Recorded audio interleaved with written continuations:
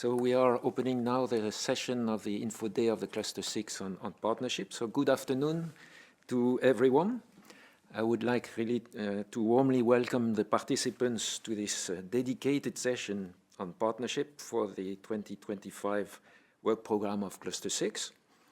My name is Jean-Charles Cavit, Policy Officer in the Unit Research and Innovation of DG Research and Rural Development, and I will be your happy moderator this afternoon. I will actually also present one of the topics in this session. Next to me, I have colleagues from DG Research and Innovation, from DG Agriculture and Rural Development, and from the Research Executive Agency. So this is the last session, if I'm not mistaken, of this Cluster 6 Info Day, but it's not the least one.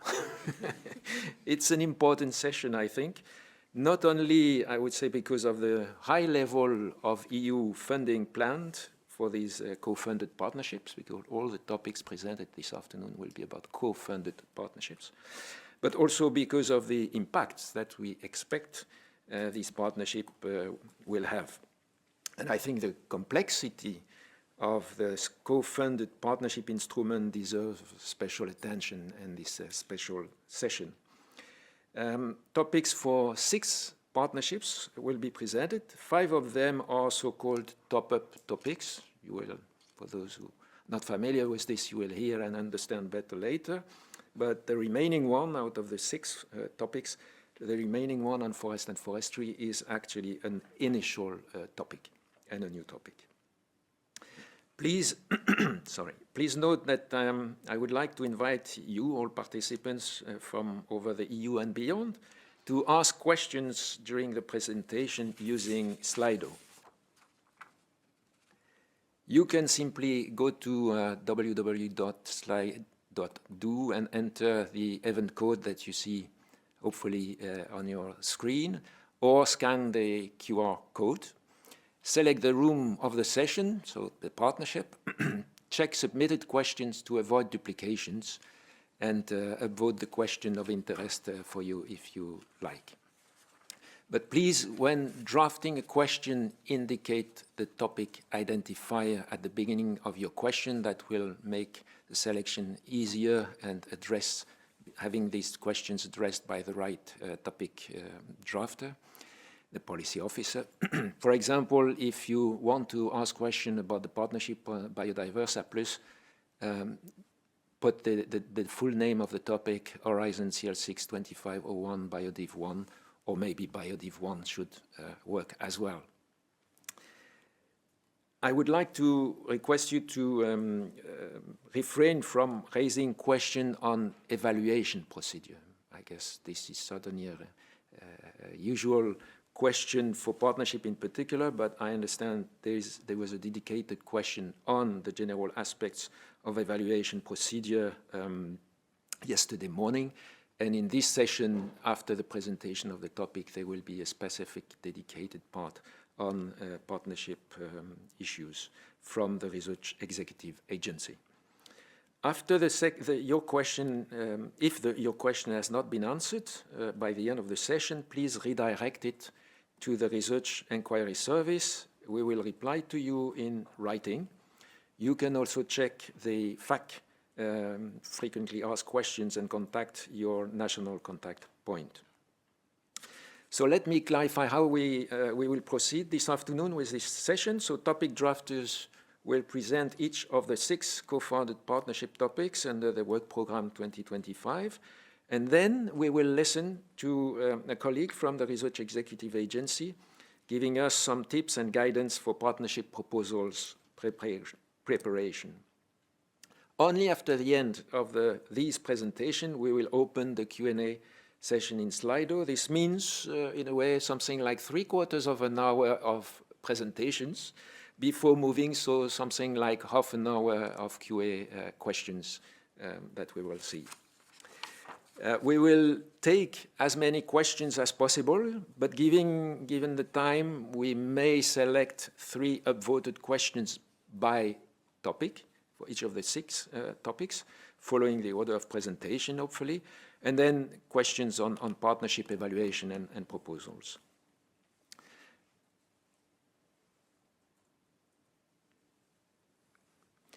Now, moving to the first topic of this session, I would like to introduce Bastian Bergzi from DG Research and Innovation, Unit B3, Climate and Planetary Boundaries, to present the COFUND Partnership Biodiversa Plus related topic.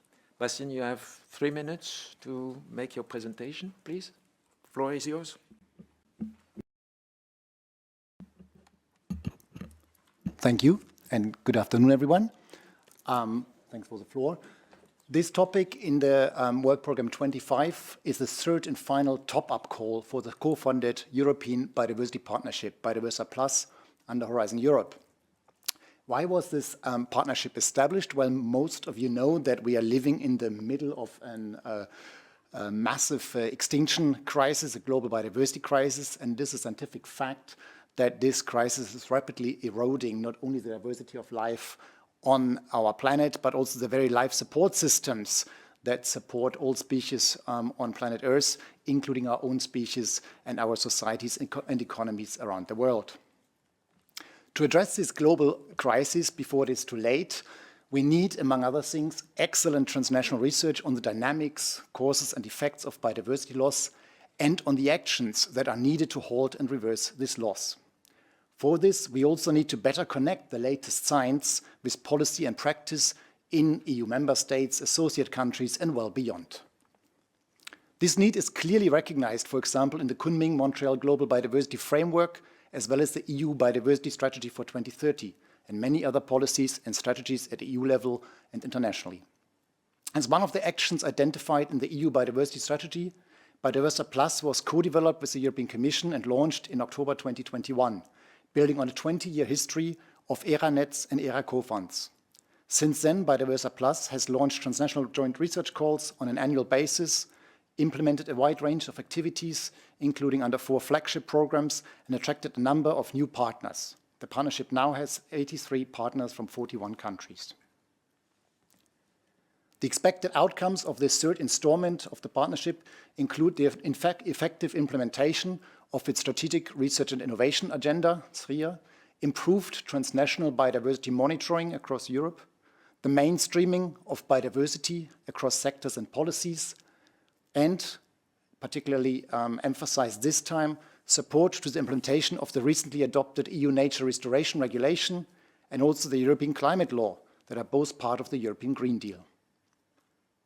The scope of the topic includes additional activities which may also be undertaken by additional partners, such as the implementation of additional joint research calls in line with the SRIA, further efforts to enhance transnational biodiversity monitoring across Europe, science-based policy support, and in particular innovative solutions for the restoration of ecosystems that are important natural carbon sinks, for example, through nature-based solutions and ecosystem-based adaptation. The scope also includes improved and continued cooperation with related European partnerships and EU missions, and of course all the horizontal activities required for the operations of this big partnership. Important to note is that the proposal will have to be submitted by the coordinator of the existing Biodiversa Plus consortium. The top-up would be implemented through an amendment of the existing grant agreement, and there's a possibility to add new partners. The topic includes financial support to third parties in the form of grants, and the total EU contribution that was committed to the partnership under Horizon Europe is 165 million euros, of which about 60 million are left for this call as an indicative budget. Thank you very much, and I will be happy to answer any questions that might arise. Thank you. Thank you, Bastian, for this presentation. Now we will move to the second topic, and I would like to introduce Susana Gaona-Saez, who will present the topic on the COFUND agroecology, so-called agroecology partnership. Please, Susana, for 3 minutes, the floor is yours. Thank you very much for the floor, and good afternoon, everybody. Thanks for being there.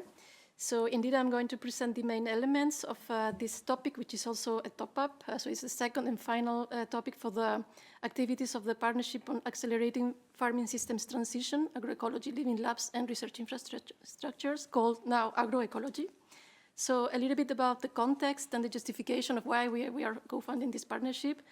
It is widely recognized that there is an urgent need to achieve the transition towards more sustainable farming systems, and this is for which we think that agroecology is an approach that can really help us achieve this transition, and for which research and innovation are essential. Not only research and innovation are essential, but also concerted and aligned efforts in research and innovation between EU and national actors.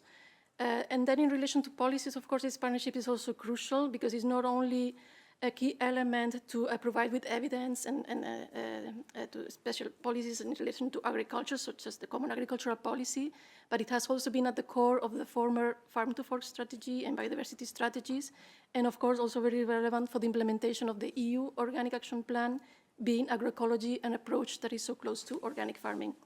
So in relation to the expected outcomes remain the same as in the first topic under which the partnership was established. This topic is really for the continuation of agroecology of the partnership, so with new activities and with justified continuation. We really want to see out of the second phase increased capacities of various actors, in particular farmers, to implement agroecological practices. We want to really see an EU-wide network of living labs and research infrastructures, really moving to transition and facilitating co-creation and innovation of agricultural practices set up across Europe. We want to really see a very robust research and innovation system for agroecology and alignment of EU and national research and innovation agendas. And last but not least, a strong science policy dialogue that is able to really foster the agroecology transition. In relation to the scope, we expect that the partnership continues to implement activities in line with the strategic research and innovation agenda. So this includes both internal and financial support to third parties activities. We are also expecting to see the further grow in the EU-wide network of living labs and research infrastructures, and really having a very wide geographical coverage and also coverage in relation to context. So really addressing the transition towards our agroecology in as much as varied as possible range of contexts and pedoclimatic conditions in Europe. We also want to see, and this is really very important, to have really concrete tools, innovations, and really upscale those across Europe to support farmers in achieving the transition towards agroecology. We also want to see, of course, addressing the challenges related to agroecology transition in different farming approaches, including conventional and organic farming systems. And last but not least, we are also expecting to see the partnership cooperating with other Horizon Europe initiatives, such as other Horizon partnerships and missions, and not least also strengthening its international dimension and having cooperation also with international actors. In relation to some more specific conditions, so we are expecting here a proposal submitted by the coordinator of the existing consortium of agroecology. And if successful, the proposal is successful, the next step is going to be the amendment of the grant agreement. It is possible and is expected actually to add new partners to the consortium. And important to mention also the fact that financial support to third parties, grants, should be balanced with other activities. In relation to the instruments, of course, as been said already at the beginning, this is also a co-fund action. The total budget for this topic is 90 million, so provided in one grant, but committed through annual installments of 30 million euro between 25 and 27. Thank you for your attention, and I will be happy to reply to any questions. Thank you.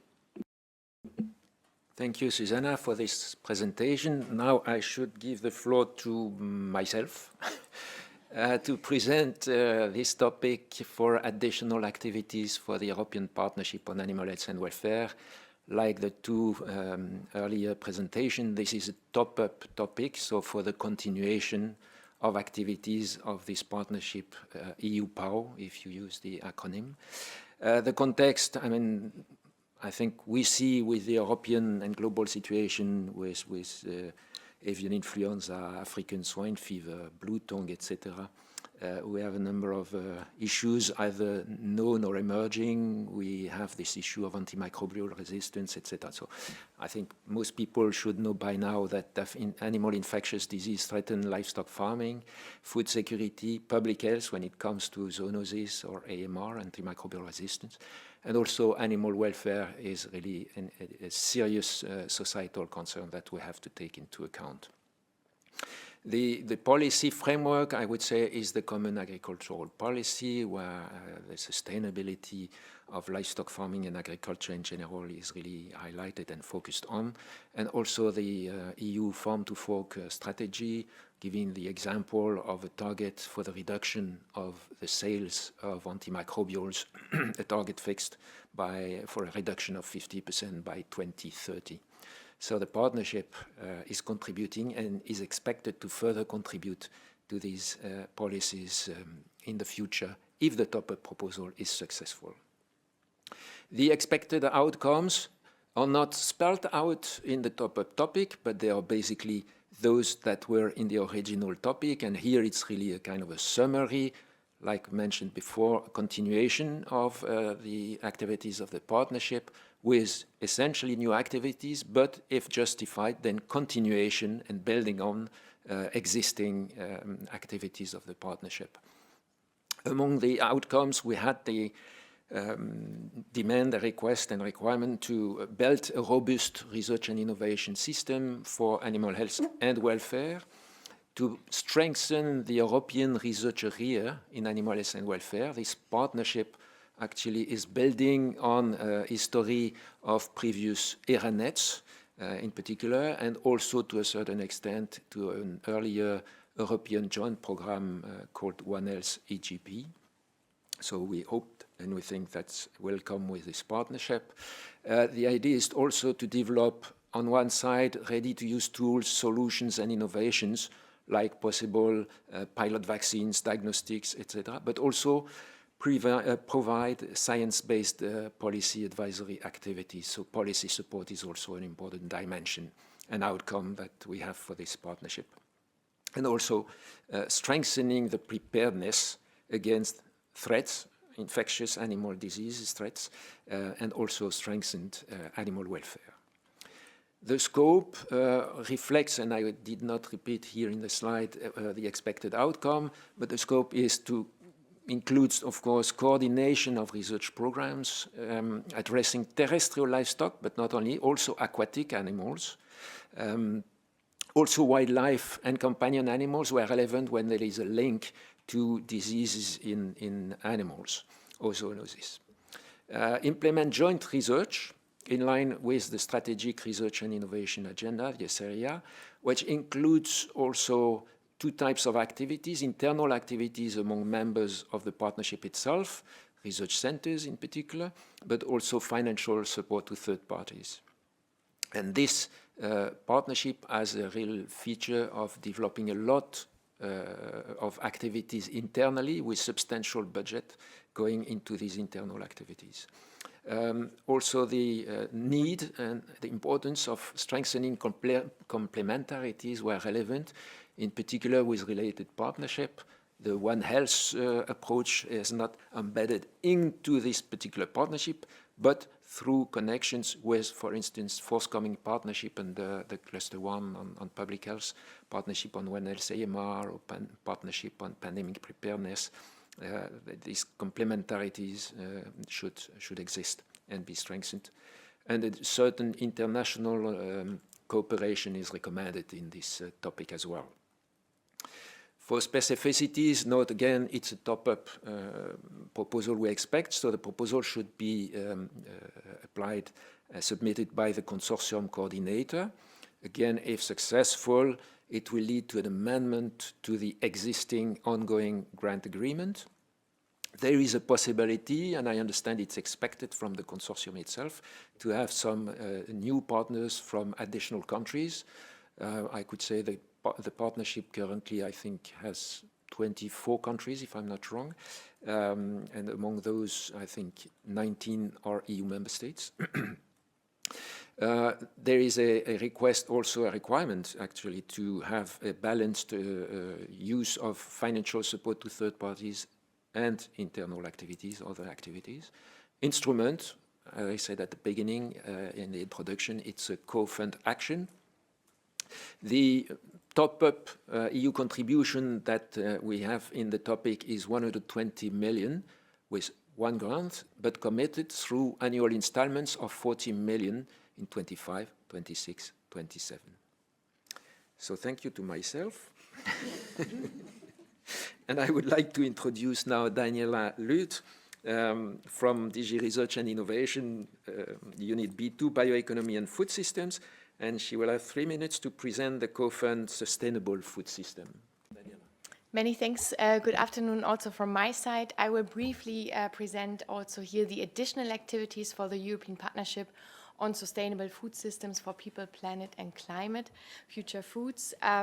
Why a partnership on food systems? Food systems are among the central leverage points for the transition needed. They are linked with the well-being of people and planet, and this is very much reflected in, we already heard it in the Farm to Fork and Biodiversity Strategy, linking to the priorities of the European Green Deal. While the partnership really is a holistic, very systemic partnership that also links to supporting a range of other policies such as bioeconomy strategy, but also a range of other policies that touch upon food systems. Now, when we look at expected outcomes, as it has already been mentioned, they are also, again, here not listed in detail. That's a reference to the first call. So we really expect here the proposal to address the continuation of the activities based on this call, such as to achieve accelerated transformation of local, national, European and global food systems, but also to enable enhanced changes in the way we eat, in the way we process and supply food, connect to food systems, and also with respect to changing the way how we govern food systems. As said, also here the implementation of the Strategic Research and Innovation Agenda is expected, with also, of course, considering new and upcoming priorities for sustainable food systems for the years to come. When we look at the scope, again, here the joint research calls are an important element in line with the SRIA as part of the activities, together with other horizontal activities to be executed. A couple of activities should be continued that are also referred to in the first call, such as the Food Systems Knowledge Hub. And also here, as with the other partnerships, of course, we expect this partnership to collaborate very closely with relevant partnerships, of course, that are presented today, but also beyond, and strengthen synergies not only with partnerships, but also with the missions respectively. Just a couple of more points, as you see on the right-hand side when it comes to the setup. This is the second and final installment of this respective partnership. And also here we encourage to add new partners. Currently we have 83 partners in 29 countries. So for this updated amendment, then we really invite new partners to join. And the instrument is co-funded with 130 million, committed through annual installments with 35, 45 and 50 million respectively across the 3 years. And with that short overview, I hand back to you, John-Charles.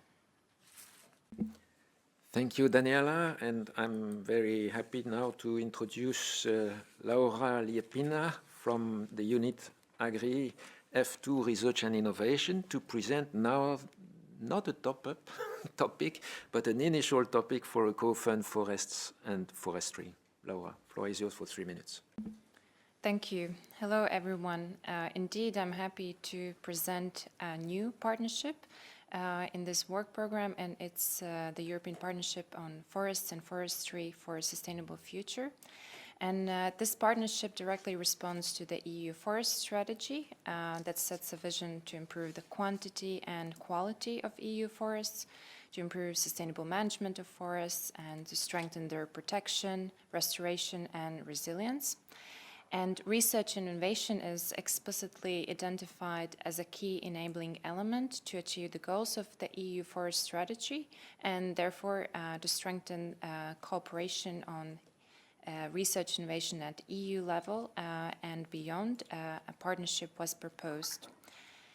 And the expected impact is to have a coordinated forest research and innovation at the European level to provide a shared and robust knowledge base to safeguard the multifunctionality and management of forests in a sustainable way, so based on the 3 pillars of sustainability, economic, environmental, and social.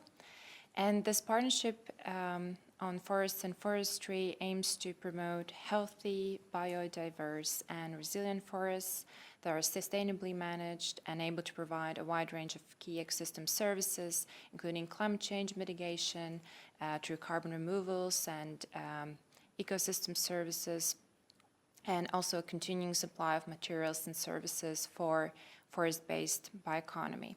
And what is important, I think, to highlight that this will be the main instrument of public organizations from the EU countries and beyond to join forces in the forest-based sectors through this more concerted research and innovation, and together, of course, with key stakeholders.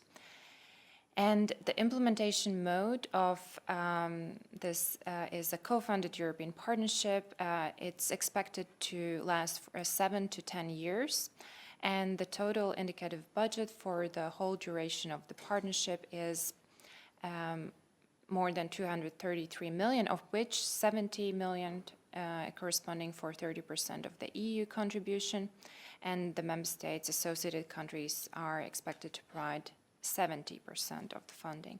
And there will be no top-up calls in the following work programs. So instead, the partnership will receive the funding as annual installments over the years 25, 26, and 27. And also, similar to other partnerships, it will provide financial support to third parties in the form of grants. What is not mentioned here, but what I would like to mention is the strategic research innovation agenda, which is currently being developed by Horizon Europe project EU4, and this will be important for further co-creation with the stakeholders and the development of the proposal. Thank you. Thank you, Laura, for this presentation, and I would like to give the floor now to the last presenter on a partnership topic. I would like to introduce Bertrand Vallet from DG Research and Innovation, Unit B4, Seas, Waters and Ocean.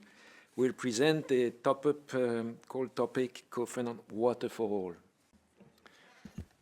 Thank you very much. So this is also a top-up amendment, top-up call, sorry, for the partnership Water for All. So the aim of the partnership is to boost, to enable water security for all by boosting research and innovation, transformation, and allow for this innovation to reach the society. The objective being to foster matchmaking between problem owners and solution providers. So there is a lot of connection to do within the water sector. For this specific topic, the top-up contribution is aiming to achieve objective of the UN SDGs. So in particular, the SDG 6, but not only. It's also the aim to support the nature restoration regulation and to contribute also in the future for this specific call to the European Water Resilience Strategy that is upcoming. In terms of activities, what activities can be submitted? So there is obviously the joint calls that wants to be aligned to the strategic research and innovation agenda, but also activities, as I said, fostering the uptake of research and innovation results from various stakeholders, being with the help of living labs or demonstration site activities to demonstrate the efficiency of these innovative solutions. There is also a strong international dimension within the partnership, the objective being to, again, support the UN SDGs and to look at what results can be transferred in the foreign context with different aspects, different challenges related to water management. We also, the proposal should also address actions to ensure coordination and alignment with EU national regional programs and strengthen the research policy interface and all horizontal activities to allow the partnership to operate and to achieve its specific objectives. And with this, we also look at improving the complementarities with the missions, specifically the mission on adaptation to climate change related to the different challenges on water enhanced by changing climate. And also the mission Restore Our Ocean and Waters by 2030, and the mission A Soil Deal for Europe, because all these elements are connected into a good management of water. And as water is a transversal topic, we also expect to strengthen the complementarities with different partnerships. So we already heard about Biodiversa Plus, but there are also the Sustainable Blue Economy, driving urban transition, and others, so there is no limitation in this list, obviously. Practically, as the other top-up calls, the proposal can be submitted by the consortium, the coordinator. It will also be an amendment to the grant agreement with the possibility to add new partners. We recommend also to look at the synergies with the European Regional Development Fund in order to strengthen this, let's say, commitment, funding commitment. The joint call will be made with grant and with financial support to third parties' calls. It's a COFUND partnership, obviously, it's the last call for 70 million that will be granted through 3 installments of 23 and 24 for 2025, 2026, and 2027. And thank you for your attention. Okay, thank you, Bertrand. I think we are nearly on time. And now I would like to thank all the topic drafters for their presentations, including me. And introduce, like I mentioned at the beginning of the session, we will have now a presentation by a colleague from the Research Executive Agency on COFUND Partnerships, the proposal preparation with guidance and tips, and we will open the Slido Q&A sessions just after that. So please, Kira, floor is yours. Thank you very much. So good afternoon, everyone. I hope you can hear me well. I'm going to give you some tips related to the preparation of your proposals, your applications, either for the co-fund or for the top-up. That's pretty much what we're doing, but insofar as they might affect the implication process, we will touch on some other aspects of co-fund implementation, etc. But I would stress that the purpose of this session is to help you prepare your applications. So you see there, first of all, I'm going to give a brief introduction and overview of the partnerships in Cluster 6 that are receiving funding from the 2025 work programme, I would specify. We will talk a little bit about the application process. I'm going to give you some tips and hints. We have a small Q&A of questions that we've already seen are floating a bit. A further guidance slide, which is basically just links, and then we will address the Slido collectively, because I'm sure I can't answer every question. Okay, so first of all, we have our intro. So we're talking here, there are 6 topics in our 2025 work programme. One of them is creating a new partnership, the Forestry Partnership, and the other 5 are top-ups, so they are continuing existing partnerships. These are the final actions supporting these co-funds. So this is your last info day in Horizon Europe. You won't have to come back and see how it works again. So you're going to get all the funding that is needed to support these actions until the end of the related grant agreement, be it a new grant agreement for forestry or an existing grant agreement for the other 5 topics. The presentation is going to give some guidance, an overview of the application and evaluation process, and some tips and hints. and we will get to your questions at the end. So first of all, I'm not going to read out the very long definitions of what a co-fund action and a co-fund top-up are. The main points are that they are both actions that give money, that support co-funded European partnerships. Co-funds are the initiating actions. They are what is used to set up the partnership. And when necessary, top-ups are used to give additional funding to an ongoing partnership. So for the application process, there are many, many commonalities, but there are certain things that you need to keep in mind if it's a top-up. There are some slight differences, which we will go through. And as for any Horizon proposal, of course, every partnership, they're addressing very, very diverse, even within the same cluster, they're addressing very, very diverse topics. So there's going to be specific things about your partnership that will need to be taken into consideration.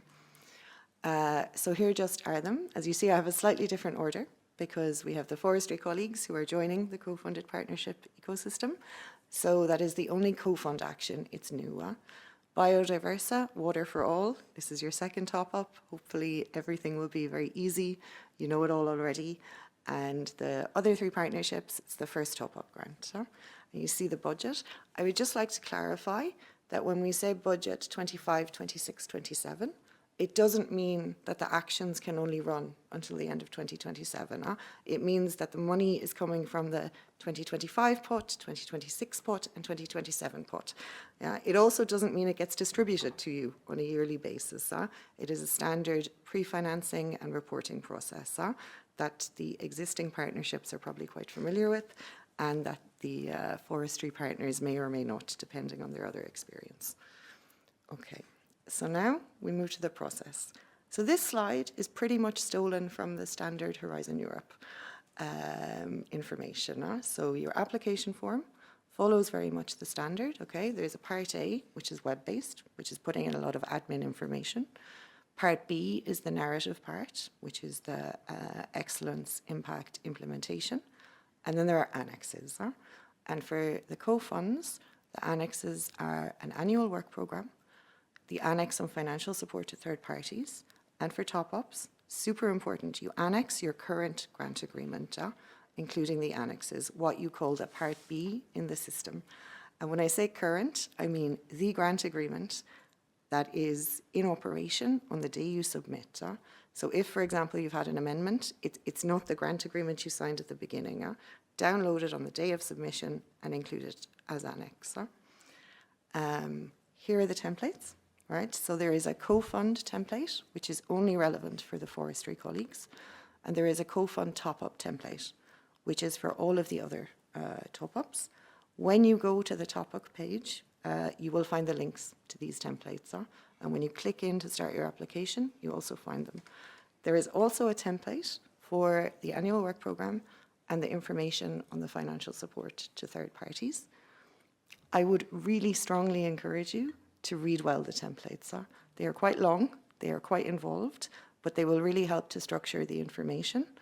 I highlighted it on the previous slide, but I'm highlighting it here again. Top-ups, don't forget to annex your existing grant agreement. It will make everybody's life a lot easier. So just quickly, the evaluation criteria are the standard Horizon Europe criteria: excellence, impact, quality and efficiency of the implementation. For both co-funds, so you see the longer description of what that means in the context of co-funds, that stays the same. It's unchanged whether you're a top-up or not. But when you open your top-up proposal form, you will see that under each of these sub-criteria, under excellence, clarity and pertinence, there are many, many other bullet points, and they are different. So it is not a copy-paste job to take from your initial proposal to your top-up.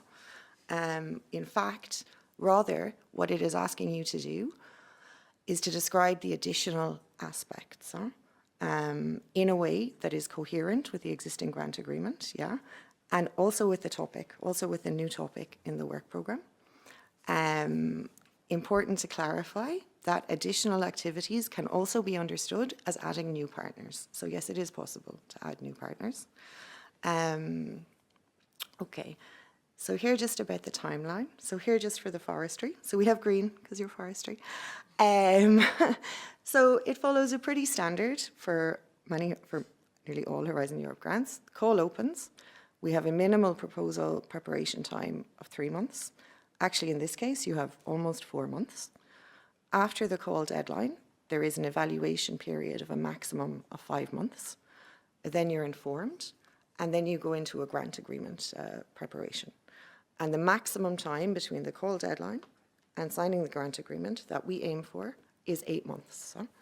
And you see, in blue, we have the no negotiation with a little asterisk. We're coming back to this later. Yeah? Okay, so for top-ups, your timeline is a little bit different. So to begin with, it's the same. You have, in fact, 4 months for preparation. We have 5 months to evaluate.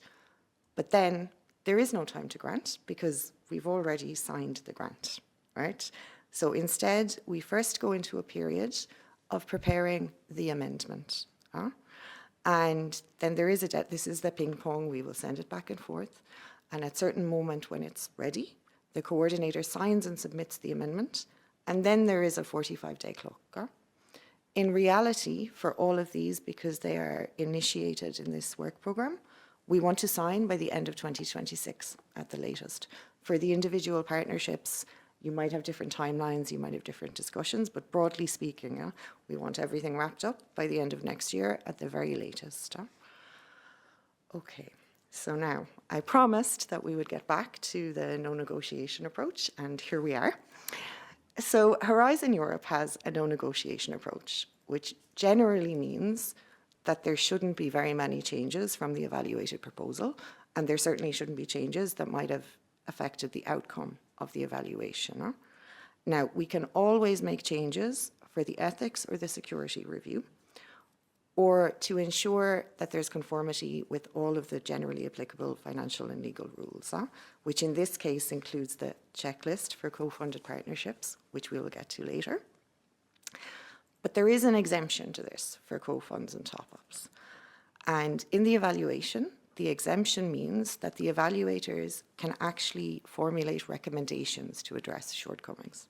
So normally in evaluations, they can say this is a shortcoming, but they cannot say, and it should be fixed by doing X, Y, Z. Actually, for the co-funds, this can be done. No?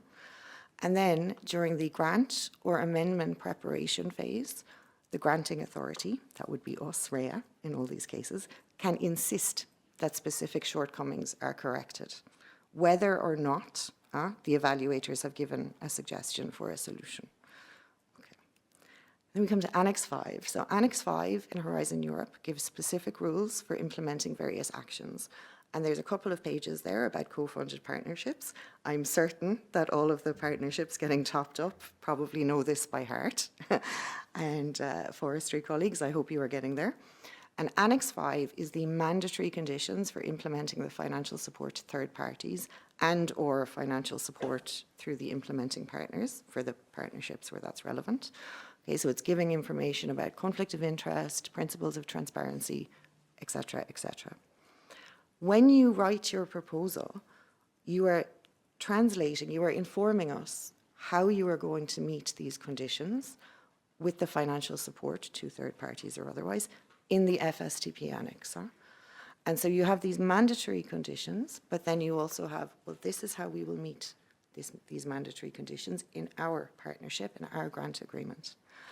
And once you have put them in the annex and other relevant parts of the grant agreement, compliance with those rules also becomes mandatory.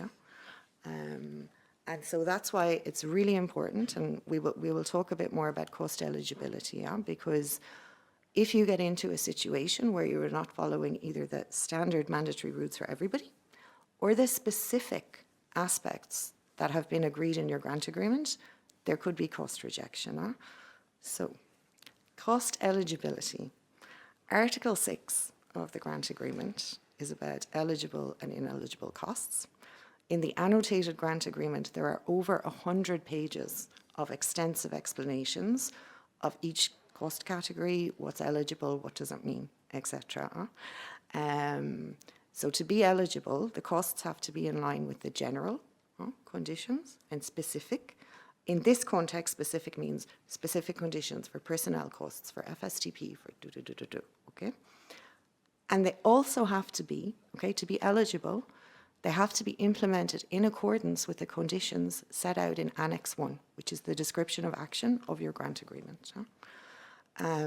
I'm highlighting here, we just talked about Annex 5 on the last slide, but I'm mentioning it again now because it's so important and so foundational for the implementation of co-funded partnerships. And again, in the annotated grant agreement, you will find good, deep guidance that will help you to construct well your FSTP processes. And again, a reminder, when you're implementing, your cascaded calls have to be conducted in line with the general rules and the specific conditions that have been agreed in your grant agreement.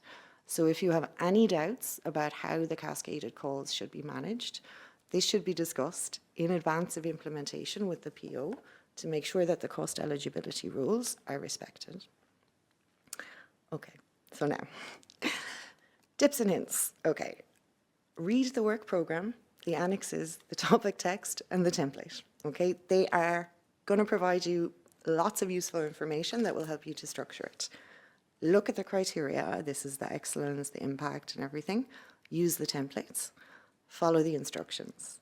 For top-ups, I think this is the third or possibly fourth time, don't forget to annex your existing grant agreement, okay? When you're drafting it, when you're writing it, be clear what's unchanged, okay, and what's updated and what's additional. Help your evaluators, ensure that you're being clear. Okay, so the specific objectives remain unchanged from the existing grant agreement. See section 1.3, page boof, okay?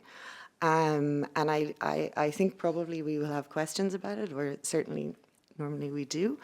I mean, it is a bit for each individual partnership for the top-ups to decide how much context you need to give the evaluators. But remember that they don't necessarily know well your partnership, so you should be writing to explain as much as possible, but you don't need to repeat what was in the existing grant agreement. You can reference it.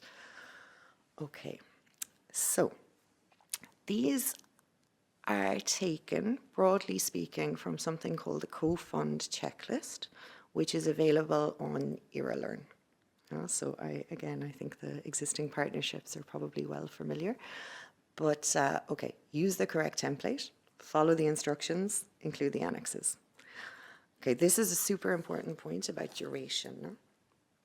So, you need to make sure that the duration of the new partnership or the extension of the existing duration is enough time that you can fully implement your activities, and in particular with the financial support to third parties.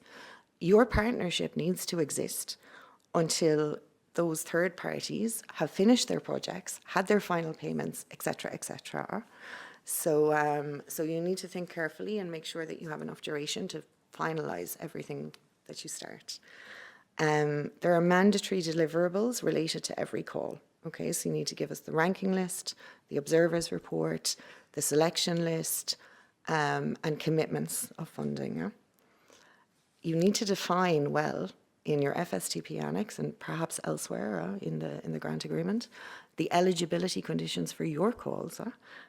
You need to clearly explain them. You need to agree them among all partners, and then you need to follow them when you are implementing the calls. And the proposals should include a clear and realistic exit strategy and measures for a transition and a phasing out of framework programme funding. For your cascaded calls, the projects need to be selected following a joint transnational call for proposals. We impose on you the eligibility conditions that you have to have at least 2 independent legal entities from different member states or associated countries, or 1 legal entity from a member state or associated country, and 1 legal entity from a non-associated third country not receiving financial support. That is known as the 1+1 rule, and it is a specific exemption for co-funded partnerships. You have to publish your calls on the Funding and Tenders portal. Your calls have to be open for at least 2 months. Your selection process has to have 2 steps, an eligibility check and a single international peer review. And in this step 2 peer review, you have to use at least 3 independent experts per proposal for their review. You have to use the same award criteria as Horizon Europe. The selection process has to be followed by an independent observer who makes a report that must be provided to us as a deliverable. The proposals are ranked according to the evaluation result. The selection of what projects are funded has to be based on the ranking list. The consortium, and I know this has been a difficult journey for many, many people, has to have your information in a compatible format that it can be transferred into the Commission's IT systems.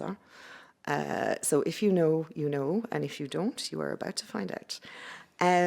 The proposal, and finally, the proposal has to specify the maximum amount of financial support per third party. And the criteria for determining that amount. And here I would like to specify something important because there's often some misunderstanding here. The third party is the individual entity, legal entity, is not the projects. So if you have a legal entity that participates in many different projects in your partnership, the maximum amount is the total amount they receive in all the projects. So just make sure, and again, for the existing partnerships, I'm sure they've well been through this, but just make sure that that amount is high enough. So for example, you might have a case that there are particular research institutions that participate in a lot of your projects. Make sure you don't exclude them by having this amount too low. Okay, so first part of the Q&A is our pre-received questions because we have got them through various channels. And okay, so what is the minimum level of details about activities that will take place in 7 years' time? Okay, so it should be as detailed as possible. Obviously, there might need to be some flexibilities. There might need to be adjustments. Those adjustments might need amendments. But I would say that you need to be as clear as possible in the proposal about what is anticipated and any possible changes that you might envision or see. What is the timeline? I think we covered that already. What will be required from the consortium? Essentially, it's doing an amendment. So it is the coordinator who does the technical work in the system. Of course, they can be helped in the preparation of the amendment by anyone in the consortium. But it is, I would say, a less heavy process for the other beneficiaries than creating a new grant agreement, unless, of course, there are participants joining or leaving, in which case they will have a little bit more admin to do. But essentially, it's an amendment process. What should be included in the budget table in the top-up proposal? So this is quite important. So when you put in the request, it is only for this additional money. So when you're filling in the system to apply for this call, it is just the budget concerned here. And then during the amendment process for the top-ups, the budgets will be merged and your grant will have one overall budget in the system. Do evaluators have access to the previous grant? They do if you remember to annex it, yes. So, okay, to what extent can space be saved in the top-up proposal, e.g. about excellence, considering that this part has been evaluated positively already and the DOA is available? So I would say follow the relevant template and read the topic text, and then focus on the content that is new. And there's no need to repeat elements from the previous grant. You might want to summarize some of it for context. You might want to reference it. But, and I would say, consider helping your evaluators by explicitly flagging when an aspect is fully developed and available in the annexed DOA. How should new tasks from the top-up proposal be organised in order to ease the integration of the running grant? So I think this is up to the consortia. It's going to be a different decision, maybe, depending on your internal management processes. You might decide that the new activities should be in new work packages. You might think they can just be new tasks. But it probably is worth to give some consideration to how this is organised. It might make your future management a little bit easier. Does the communication, dissemination and exploitation plan from the existing grant fulfill the admissibility conditions for the top-up? Is it acceptable to only provide the new parts, or should it be summarised? So as with the other aspects, it depends. If it's unchanged, then I think it's the section 2.2. Then your section 2.2 could just be explaining that it's unchanged from the initial proposal. I suppose it's worth to make the distinction that normally in your first proposal, you give an outline of what you anticipate the CD&E plan to be, and then it's a mandatory deliverable at about 6 months. So I would imagine, maybe not for the proposals on their second top-up, but if you're on your first top-up, probably your CD&E plan did evolve from the first grant agreement, and maybe you want to summarise that. Yeah, so again, I think this will be a bit partnership specific. What should the annual work programme cover compared to what is planned to be submitted in the running grant? It should focus on the new activities. And again, how you're going to draft that might depend on the partnership. A reminder that your starting date for this top-up grant can be retroactive, and it can be starting from the date of the proposal submission. So for some top-ups, maybe you are already using this money for 2025 activities. Maybe it will be 2026. So I think this will be a very individual question for the top-ups, for each top-up. Okay, and then the further guidance is just some links. ERA-Learn is a very good resource for co-funded partnerships. Your Horizon Europe National Contact Points might also be very good resources. You have the annotated grant agreement, which answers most questions, or at least helps to refine the questions. The Horizon Europe Programme Guide, the topic texts and specific conditions for your partnership, because they might vary, and the proposal templates. So that is all I have to say for now. Thank you for your attention, and I hand back to our chair. Thank you, Kira. I think this presentation was very comprehensive and thorough. And maybe we will have no question left for this aspect, but knowing the complexity of the instruments, because we practice it on the policy side, there may still be some questions anyway. But like we said at the beginning, I think we will start with additional question and answers, but first on the specific topics, going on the order that we had at the beginning. So I think we should start with questions about the additional activities for the European Biodiversity Partnership, if we have. So if we don't have, maybe I see that we will go then through questions one after the other one, independently from the order we followed for the topics. So we have a first question on the Farm to Fork 01 agroecology, living labs. How do we get in touch with the existing consortium coordinator if we would like to join this partnership? I think there is a related question. Is it possible for new partners to join an ongoing partnership through these topics for additional activities? And the third question is where to find information about consortium coordinators. So there is a kind of a common element here about how to join ongoing partnerships. I think I take the risk of replying under the control of Rhea, who can correct me, at least on this part for ongoing partnerships. Yes, there is an opportunity for new partners to join ongoing partnerships at this stage. I think it's facilitated by the fact that with the top-up topics, we are bringing additional EU contribution. This is being discussed now by the existing consortia. So there is a possibility for this, for the ongoing partnership, and it's not really difficult to find the details of the coordinator by looking either at the Cordis or looking just at the website of the partnership. All existing partnerships have a website, and you will find the details there. I think for the new partnership, incoming partnership on forests and forestry, I could give the floor to Laura for this short reply, and then Susanna will reply on the agroecology partnership. Thank you. Yes, for the new partnership, we suggest you to get in touch with the chair of the SCAR Forestry Strategic Working Group. So this is a working group under the Standing Committee on Agriculture Research, and this working group has a specific role to play in coordinating the partnership preparation. You can visit the website scareurope.org and reach out to the chair. Thank you, Laura. Then Susanna.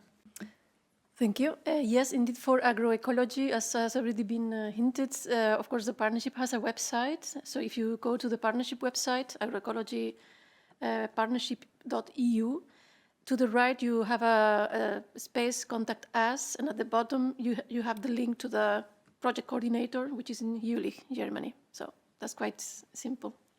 Good luck. Thank you, Susanna. I think we have here possibly, again, the agroecology. I think it could be relevant for other ongoing partnership. But the question is about, well, this second installment that we put in, which is the final one also, that is the last one, thus limiting the partnership duration to only 4 or 5 years. Thank you for this question. I think it has already been addressed by the colleague from the Research Executive Agency in her presentation. She explained that indeed, okay, there's going to be this last top-up under which there are going to be 3 installments, 30 million per year in the case of agroecology partnership. But it doesn't mean that the activities are only going to last until 27. In fact, for the agroecology partnership is expected to last until December 2033. So it's still quite a long way to go. So that's the way to distribute the remaining funding, but doesn't mean that it limits the duration to 4 or 5 years, as you are mentioning. I hope it's clear. Thank you, Susanna. Maybe to add that in a number of the topics for these top-up calls that we have mentioned, even the initial topic for the forest and forestry partnership, we have put the duration of the partnership can be 7 to 10 years. Okay, so it's up to the partnership to decide how he wants to, let's say, commit and spend the budget he will have with EU contribution and own resources along the years up to the end. So as the colleague in Research Executive Agency mentioned, it's important that depending on, for instance, the number of calls and the sequencing of them and the other activities that you plan to have, sequence those in such a way that you are able to spend the budget that you will have, and all the more or less activities and expenditures will be done within the duration of the partnership. Would Rea like to add something? I think you well covered it. Mm-hmm. Thank you. So we have now, again, a question for agroecology. Forestry is mentioned, but the main focus is agriculture, I guess. Are forest pest project out of scope? How relevant is forest susceptibility to bark beetles? Covered, maybe, I suppose, a word missing, I don't know. Susanna? Thank you for this question. Well, the clear answer is forestry is out of the scope of this partnership. Partnership is, as you say, clearly focusing on agricultural sector. Perhaps there can be a confusion by the fact that indeed there is a farming approach which is agroforestry, which would be in the scope of the agroforestry, of the agroecology partnership, sorry, but this topic that you mentioned, forest susceptibility to bark beetles, would be clearly out of scope. And perhaps something to be referred to the new upcoming partnership on forestry. Thank you, Susanna. Would you like to add something, Laura? Yes, sure. If you asked me, then I would say that pest outbreaks are included in the scope of the forest partnership topic. So definitely that's relevant, and maybe that's the topic you're looking for. Thank you, Laura. Then we have a question for me, I guess. The Partnership Animal Health and Welfare, what proportion of budget is committed to financial support to third-party grants, and are these paid centrally or from national bodies?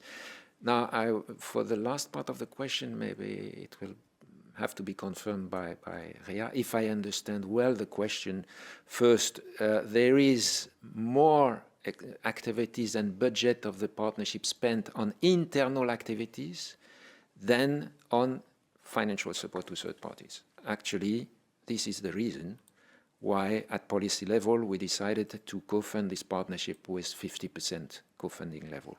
So there is a heavy weight of the internal activities, actually out of something like 90 partners, 90 beneficiaries in the current grant, 56, I think, partners are research centers or equivalent. Are these, I mean, the cost of financial support to third party, are these paid centrally or from national bodies? I would, if I understand well the question, I have to say that the REA will reimburse cost to beneficiaries of the consortium in the grant, which means that financial support to third parties, the cost will be paid, let's say, reimbursed to the the funding organizations in the partnership. The funding organizations that are in the partnership then fund the partners, usually the partners that are research centers in their own country. The funding organization will pay quite often 100% the members that are active in the project selected through these calls organized as financial support to third parties. So this is how I understand the question. I don't know if the REA colleague, Kieran, would you like to add? Maybe I can try to reply. Hello, everybody. So all activities in the partnership are reimbursed at 50% rate. This means that financial support to third parties is also reimbursed at a 50% rate to the beneficiary that has contributed it. In this case, we speak about the funding organization. So national funders, they contribute with an activity that consists in financial support to third parties, and this activity is reimbursed at a 50% rate. Thank you, Emmanuel. No need to further. Okay. Other question. Circ Bio 15. Which partnership is this? Is it yours? Oh, Laura, for forestry. What would be the EC expected targets range for third parties inclusion and grants within the partnership? I'm not sure we can easily understand the question. Are you feeling comfortable to reply to this?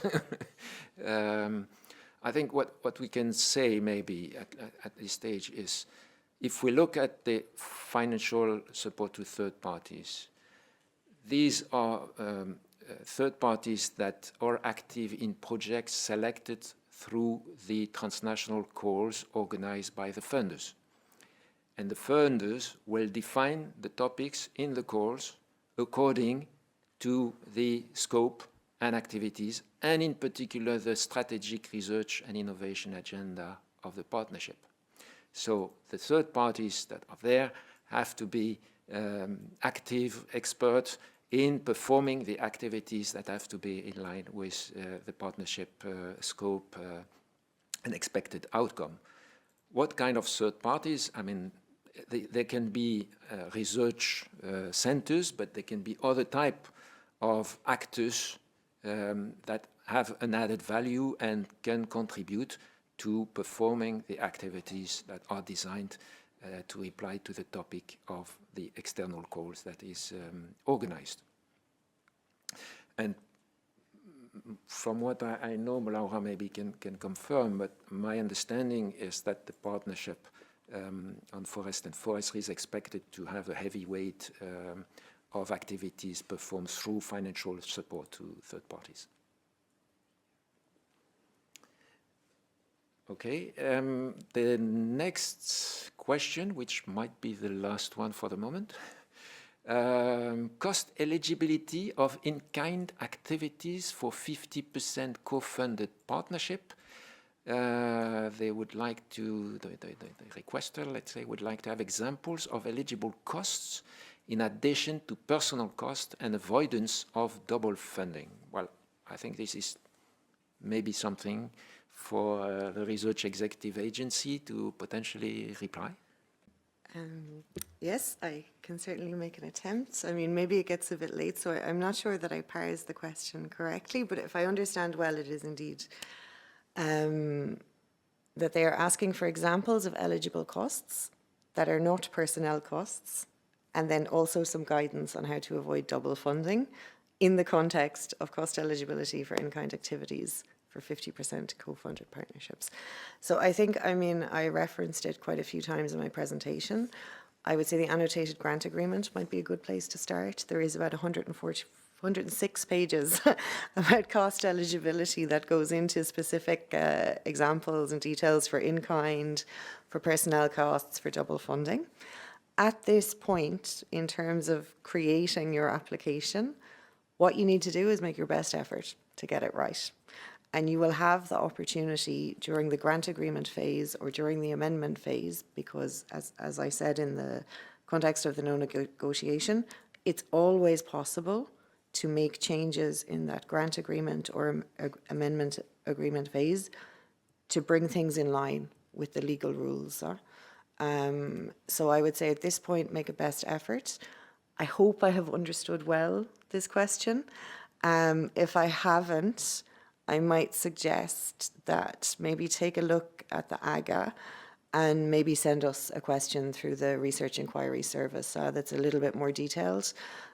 Because even, for example, even double funding has double funding has a double meaning in the Horizon Europe grant, because it can mean don't put it twice in different cost categories in your claim, or it can mean don't get funding from two different sources. So I'm sorry, it's also late in the day, so maybe I'm not alert enough to fully understand this question, but please feel free to send us something a bit more detailed through the inquiry service, and we can get back to you. So thank you.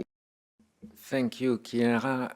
Maybe now from the policy point of view on this question, if I may add, I think it's not written in the topics necessarily. It's not written in the grant agreement necessarily, but there are rules for European partnerships that are laid down in the legal basis of Horizon Europe. And I think in these criteria, rules, requirements, you have something to keep in mind. It's the additionality, the added value that we expect from European partnership and actually any other collaborative projects. We need to have an European level added value.